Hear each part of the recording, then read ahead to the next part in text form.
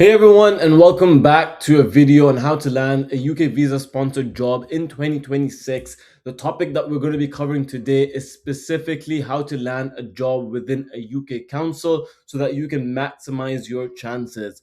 There's over 140 plus councils that can sponsor your visa in the UK, so make sure you apply to the right one.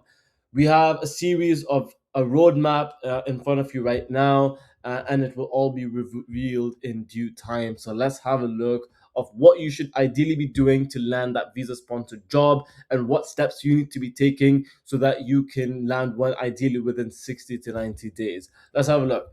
All right, I've essentially split this out into four different segments. First one's obviously qualify, second one's apply, third one's interview, and obviously fourth one being landing that specific job offer.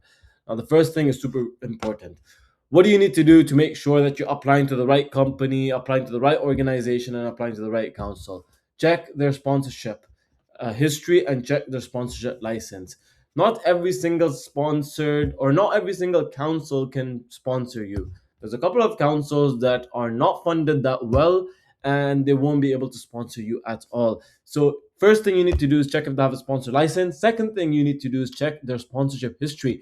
Are they actually sponsoring individuals for that specific role at that specific salary? And have they done it multiple times in the past? Have they done it in 2025? Have they done it in 2024? Have they done it in 2023? We essentially teach how to do this inside the TGN network, which is my private network where I coach international students. Obviously, if you do want to learn how to do all of this, then you can just drop me a message on Instagram and I'm more than happy to help you out. The second thing that you essentially need to do is confirm the SOC code that you're going to be applying to and checking what salary threshold you're going for. There's individuals that are qualified for the normal salary threshold. There's individuals that are qualified for the new entrant. 99% of international students are qualified for new entrant. The salary needed for that is 33,400. That's the minimum salary to get sponsored. If the salary being offered on the council website is less than 33,400, chances of getting sponsorship zero. Okay, keep that in mind. It's zero. Don't apply for junior roles. Don't apply for super junior roles. You need to go for those mid to senior roles. Ideally, stay in the mid range because senior roles will require some UK experience. Many international students don't have that. Okay, so make sure that the SOC code is aligned. Check the gov.uk website for this and check the salary that you're going to be applying to. Third thing, choose the application route. Each council has a different method when it comes to applying. Okay, some councils don't even use CVs. Some councils use applications. If you've ever applied to the NHS, then you probably know that there's a supporting statement. Some councils like this route. Each council, though, does provide you with a proper job description. That job description is going to be filled with essential and desirable criteria. And they'll also have a person specification outlining. Usually, there's two specific documents. You scroll down at the end of the role, you can download these documents and actually see what criteria they're going to judge you against. So make sure you do that properly and you choose the right application route. Okay, that's super important. Now, once you're done qualifying, now it's time to apply. This is one mistake many students make. They go straight to applying. They don't qualify. They don't do the right checks. This qualification will take at least 30 minutes per role, by the way. All right. It will take 30 minutes per role, and it's something that you have to do because if you don't do it, then your application is going to get rejected. And that's where most international students make the mistake. They apply and then they complain, oh, I didn't land an interview. Oh, I didn't get the job offer. Well, did you qualify? No, you probably didn't. And the main thing when I say for qualification is confirm the SOC and salary. If the SOC code cannot be sponsored, if it's a medium skill role and it's not a higher skill role, it cannot sponsor. Even if the salary is 40K. If the salary is 40K and it's a medium skill role, most likely it's not going to get sponsored. So, like general admin roles, for example, are not going to get sponsored. So, please keep that in mind whenever you're making any application. Now, we move to the applications, right? Find the sponsor councils. Once you found them, obviously you need to build a target list. Not every council can be applied to. You know, if you're sitting in London and you want to apply to a council that's based in Scotland, it's probably not going to be wise because when they ask you about relocation, it's going to be a bit of an issue. So make sure when you're applying for councils, you make a target list of councils that are within your area or at least maybe 2 to 3 hours away. If you're in London, sure, apply to a council within Birmingham. But if you're all the way in Newcastle and you apply to a council based in Cardiff, it's going to be a bit iffy, because then they're going to be like, why do you want to work in a council that's located here? We usually prefer local candidates. And that's one thing that you need to remember, is that councils usually prefer local candidates or candidates that are going to be moving to that specific location. Within our TGN network, we actually have a strategy to apply to any council, even if you're in London and you want to go for Scotland. We have a strategy for this. It's a strategy that I only reveal inside the network. So if you do want to get access to the network, reach out to me and I'm more than happy to have a conversation with you. The other thing that you can do is utilize Visa Job Hubs to find the sponsor councils list. If you don't know what Visa Job Hubs is, it's essentially a platform that can tell you if a company is able to sponsor you or not. And it's also a UK endorsed platform. Let me give you a good example here. We've got a couple of companies over here, and you can filter it out by councils as well. And as you can see, it literally tells you if the company and specific role can sponsor, might sponsor, or won't sponsor at all. It will also tell you if the company is a licensed sponsor and if they have a good history of sponsorship. So obviously, if you're looking for jobs that you want full confirmation if they can sponsor or not, this is an absolute amazing website and it is UK endorsed. What's the next stage of the application? Let's move on. Right.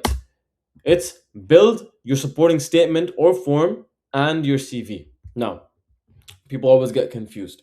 What do I do when it comes to CVs? Look, most important thing is don't apply with a generic CV. Make it hyper specific, make it niche. The more niche your CV is, the better it is. The other thing for local government is that if you can show previous experience from back home when it comes to local government, whether you're from Pakistan, India, Bangladesh, Nigeria, Sri Lanka, wherever you're from, you're an international student, try to show that you have local government experience or public sector experience dealing with public sector clients. If you're able to show this properly, trust me when I say this, you will stand a very good shot at landing a council job. That is what I recommend for CVs. But obviously, inside the graduate network, if you are to ever join and get coached by myself, we have 2 CV review sessions per week. If you want to join them and get help with tailoring your CV for these council roles, feel free to reach out to me. We can have a chat on how we can support you. Next thing is submit it cleanly. Look, if you don't make the right submission at the right time, then you are going to essentially suffer. And the reason for this is because people think that if I apply to a council job that was posted 2 weeks ago and I apply, they're going to hear back. You might hear back, but the chances of getting that job is going to be slightly low. It's because you ideally want to submit the application so cleanly and so quickly that you catch the job within 24 to 72 hours of it being posted. Because if you do catch the job within that specific time period, that's when they will check it quickly and potentially invite you for an interview if you've tailored your CV for that specific job properly. Okay, so keep that in mind, submit it cleanly. Now, once you've submitted everything, you get the interview call. How does the interview work in the councils? Look, some councils have one round of interview. Some councils have two, some councils have three. Now, usually the first call is always a screening call. The recruiter calls you up, asks you a couple of questions. What are your salary requirements? Are you able to relocate? They're going to ask the visa status question. That's the most important question that you asked as an international student. What is your visa status? Do you require visa sponsorship? Do you need visa sponsorship now or in the future? That is something I teach inside TGN. If you want to learn how to answer these questions, feel free to reach out to me, and I'm more than happy to help you out. But you need to prep for these questions. You also need to prep for competency-based questions. Competency-based questions are super easy when you understand the framework. You have to use the STAR framework, okay? But on top of that, don't just use the STAR framework just like that. There's no point of doing that. You have to use the STAR L. STAR L means you do the STAR framework, and at the end, you give the learnings that you learn from it. Make sure you do that because councils love it when you share your learnings, because that's when you're reflecting on the mistakes that you made or on the results that you provided. So competency-based interviews are how it is done. They usually don't do technical interviews, But what they like to do is they like to weave in the technical aspect of it into the competency base. So what they expect is when they ask you a competency based question, you give them a technical answer in star method while showing off your soft skills. So that's one way that you can prep for council interviews. Sometimes they do a panel interview.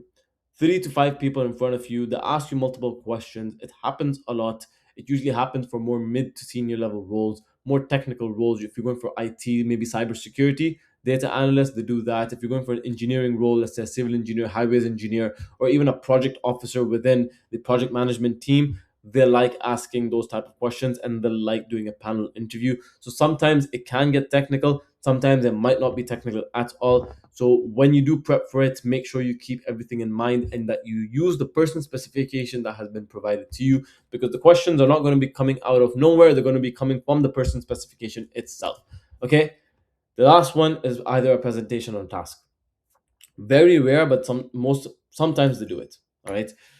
They might give you a topic. You have to present for 10 to 15 minutes, and then based on that, they're going to ask you a couple of questions. Now you need to remember this is going to be very optional, and it's not for every single role. I've seen it mostly in junior to mid level roles. I haven't seen it in senior roles yet. Presentations and tasks, usually they're for graduate levels. So if you're a graduate and you're looking for a job in council, make sure you prepare for the presentation task properly and make sure that when you are preparing for it, don't go over the time that they've given you and don't talk about a topic that is completely irrelevant to the topic that they've given you. This is something that I see too many students do. Please don't do this. Okay. Now, once you've prepared for the interview, you've aced the interview, you get the job offer, there's going to be a couple of formalities you have to go through. What is it? You're going to go through a DBS check. This is really simple. If you have undergone a DBS check before, they're not going to do this. They're going to have full pre employment checks and onboarding checks, references, the whole standard stuff. Once they come to sponsorship, they're going to assign a cost to you. Obviously, make sure that once you've done that, you check your costs here. So you check the SOC code so that it can be aligned to the costs, because that's essentially qualifying it. Imagine you land the job and it turns out they don't sponsor at all. Now you've just wasted your time and you've wasted your PSW. So make sure that you check the SOC code, and then once they assign the cost, you check the SOC code on the cost so that it is the right one. I've seen too many people get rejected by the UK government for the sponsorship for the skilled worker visa because they put the wrong SOC code on their COS. So please don't do that. Make sure you check it with the HR department as well. Okay. Next thing, obviously, switching to the new visa. Either you might be going from student visa to skilled worker, you might be going from PSW to skilled worker, you might be going from skilled worker to skilled worker, or you might be going from any other youth mobility visa or global mobility visa to skilled worker visa. Make sure that it's done properly. Make sure you pay the right fee. Make sure you do the application properly, because that's super important. And obviously, the last one is that you might be on probation in the first 90 days, you might not. It really depends. And it varies from council to council. So make sure you check that, see what type of probation they provide, and see how well you're performing. Most important thing is that you perform really well in the first 90 days so that you can actually provide value. And always make sure that if you haven't been sponsored and you are in your probation, give your best, connect with your colleagues so that you can eventually get sponsored. Now, ladies and gentlemen, this was the roadmap to getting a UK council sponsored job in 2026. I hope you enjoyed the video. And if you do want to reach out to me and get coached by me so that you can land a sponsored job within a council, then just reach out to me on Instagram. I'll put my details in the description below, and I'll see you very soon and I'll talk to you very soon. I hope the video was good.